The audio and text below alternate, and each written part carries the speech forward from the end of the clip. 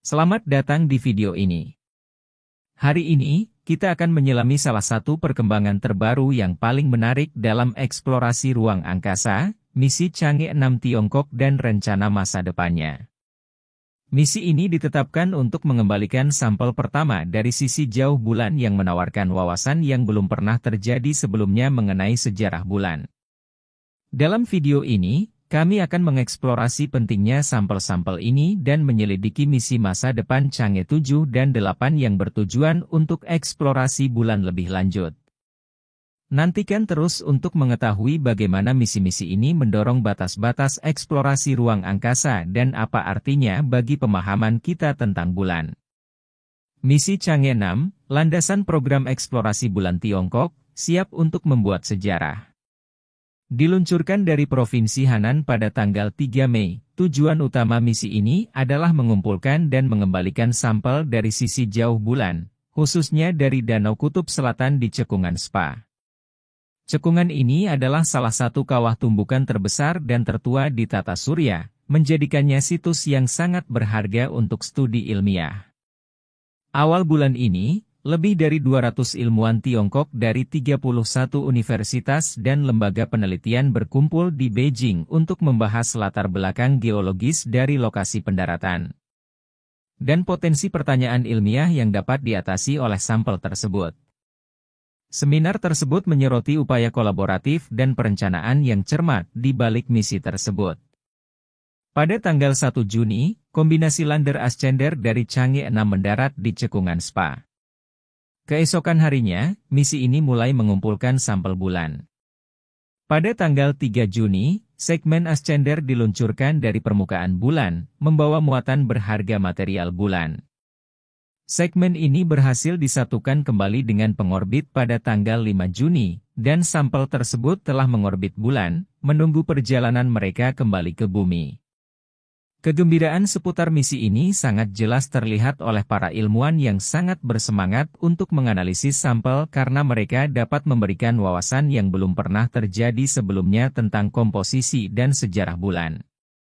Kapsul yang membawa sampel ini diharapkan mendarat di Mongolia bagian dalam pada tanggal 25 Juni, yang akan menandai selesainya misi 53 hari yang ambisius ini.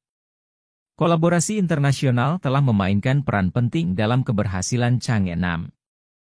Badan Antariksa Eropa, ESA, telah memberikan dukungan penting dengan stasiun-stasiun bumi yang melacak pesawat ruang angkasa dan memastikan orbitnya. Kemitraan ini menggarisbawahi kepentingan dan kerja sama global dalam eksplorasi bulan. Misi Chang'e 6 bukan hanya sebuah tonggak sejarah bagi Tiongkok tetapi juga sebuah pencapaian signifikan bagi ilmu pengetahuan bulan. Data dan materi yang dikumpulkan dapat merevolusi pemahaman kita tentang bulan, menawarkan petunjuk tentang pembentukan dan evolusinya. Sambil menunggu kembalinya sampel-sampel ini, komunitas ilmiah sangat bersemangat untuk memulai tahap analisis berikutnya. Berdasarkan keberhasilan Chang'e 6, Tiongkok telah menguraikan rencana ambisius untuk eksplorasi bulan di masa depan. Misi berikutnya dalam seri Chang'e, yaitu Chang'e 7 dan Chang'e 8, berjanji untuk mendorong batas lebih jauh dengan tujuan yang melampaui pengumpulan sampel hingga tujuan ilmiah dan teknologi yang lebih kompleks. Chang'e 7, yang dijadwalkan untuk diluncurkan pada tahun-tahun mendatang, bertujuan untuk menjelajahi wilayah kutub selatan bulan. Misi ini akan fokus pada penyelidikan sumber daya bulan seperti air es dan mempelajari lingkungan unik di kawasan ini.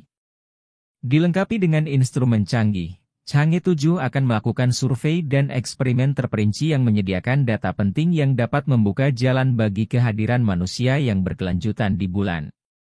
Salah satu tujuan ilmiah utama dari Chang'e 7 adalah memahami distribusi dan keadaan air es di wilayah yang terkena bayangan permanen. Informasi ini sangat penting untuk pangkalan bulan di masa depan karena air adalah sumber daya penting untuk mendukung kehidupan dan produksi bahan bakar.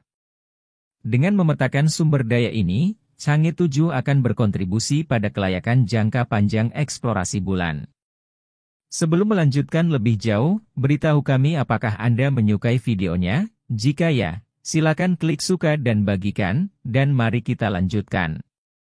Chang'e 8 akan menguji teknologi baru yang penting untuk membangun stasiun penelitian bulan yang dijadwalkan pada akhir dekade ini.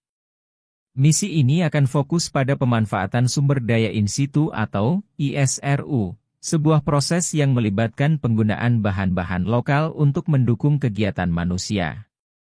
Misi ini akan bereksperimen dengan mengekstraksi dan memproses sumber daya bulan seperti regolit untuk menghasilkan air, oksigen, dan bahan bangunan. Visi untuk Stasiun Penelitian Bulan Internasional adalah langkah maju yang berani.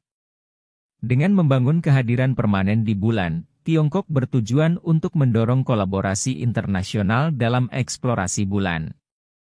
Stasiun penelitian ini dapat berfungsi sebagai pusat eksperimen ilmiah, pengembangan teknologi, dan misi luar angkasa yang bermanfaat bagi komunitas ilmiah global.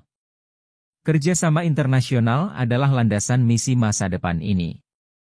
James Carpenter dari ESA menekankan prospek kolaborasi yang menarik dan mencatat bahwa misi-misi ini dapat maju secara signifikan dalam pemahaman kita tentang bulan, dan seterusnya. Potensi hasil ilmiah sangat besar dan peluang untuk usaha patungan dalam eksplorasi ruang angkasa sangat menjanjikan. Chang'e 7 dan 8 mewakili lompatan signifikan dalam eksplorasi bulan, membangun fondasi yang diletakkan oleh Chang'e 6. Misi ini bukan hanya tentang pengumpulan data, tetapi juga mengenai pengembangan teknologi dan infrastruktur yang diperlukan untuk eksplorasi bulan yang berkelanjutan oleh manusia.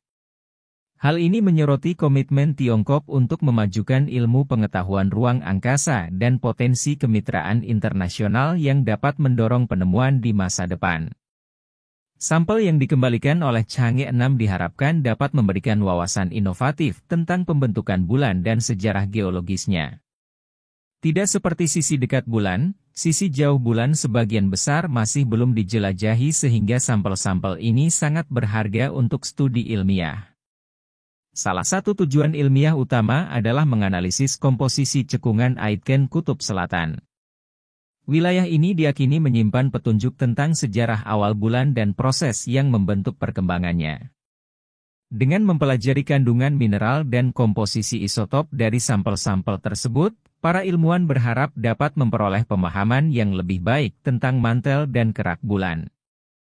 Pentingnya sampel-sampel ini melampaui ilmu pengetahuan tentang bulan. Sampel-sampel ini juga dapat memberikan wawasan tentang sejarah yang lebih luas dari tata surya. Cekungan Spa, yang merupakan salah satu kawah tubrukan tertua, mengandung material yang relatif tidak berubah selama miliaran tahun. Analisis terhadap material ini dapat memberikan gambaran awal tata surya dan menjelaskan proses yang mengarah pada pembentukan tata surya. Komunitas ilmiah internasional sangat menantikan kedatangan sampel-sampel ini. Para peneliti dari seluruh dunia telah menyatakan kegembiraan mereka tentang potensi penemuan dan peluang kolaborasi. Analisis sampel-sampel ini akan melibatkan berbagai disiplin ilmu mulai dari geologi dan kimia hingga astrofisika dan ilmu keplanetan. James Carpenter dari ESA menyoroti dampak potensial dari temuan ini dan menyatakan bahwa temuan ini dapat memperluas pemahaman kita tentang pembentukan dan evolusi bulan. Data yang dikumpulkan dari sampel Chang'e 6 juga dapat memberi informasi bagi misi bulan di masa depan, memandu pemilihan lokasi pendaratan dan penelitian ilmiah. Tujuan misi Chang'e 6 mencontohkan semangat eksplorasi dan penemuan yang mendorong ilmu ruang angkasa. Dengan mendorong batas-batas apa yang mungkin, misi ini telah membuka jalan baru untuk penelitian dan kolaborasi. Kembalinya sampel-sampel ini menandai dimulainya era baru dalam eksplorasi bulan yang menjanjikan untuk memperdalam pemahaman kita tentang bulan dan tempatnya di tata surya. Dalam video ini, kita telah mempelajari tentang terobosan misi Chang'e 6 dan rencana masa depannya. Bagaimana pendapat Anda mengenai video ini? Jika Anda punya pendapat, silahkan tuliskan pendapat Anda pada bagian komentarnya. Dan jika Anda suka dengan video ini, silahkan klik like dan subscribe, dengan begitu kami akan membuat video lainnya untuk Anda semua. Terima kasih dan sekian dulu dan sampai jumpa di video berikutnya.